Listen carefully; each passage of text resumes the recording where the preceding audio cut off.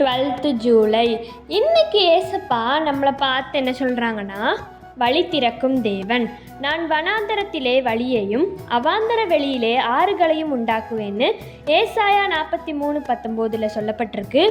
வனாந்தரம் அப்படின்னு சொன்னாலே அங்கே தண்ணி இருக்காது, சாப்பாடு இருக்காது, ரொம்ப பஞ்சம், மழை இருக்காது, ரொம்ப வெயில் அடிக்கும்.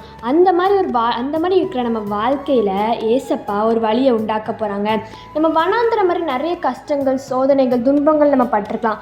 ஆனால் இனிமேல் ஏசப்பா நமக்கு ஒரு புதிய வழியை திறக்க போகிறாங்க.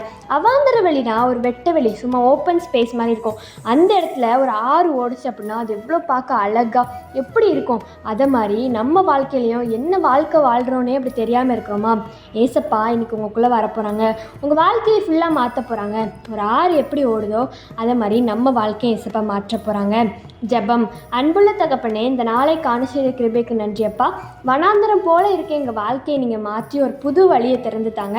அவாந்தர வழியில் ஒரு ஆறு ஓடுனா எப்படி இருக்கும், அதை போல் எங்கள் வாழ்க்கையில் எல்லா பிரச்சனையும் நீங்கி ஒரு ஆறு போல் ஏசப்பா நீங்கள் எங்கள் வாழ்க்கையில் வந்து எங்கள் பிரச்சனையெல்லாம் நீங்கள் தீர்த்து ஒரு புதிய வாழ்க்கை ஆரம்பிக்க உதவி செய்யுங்க.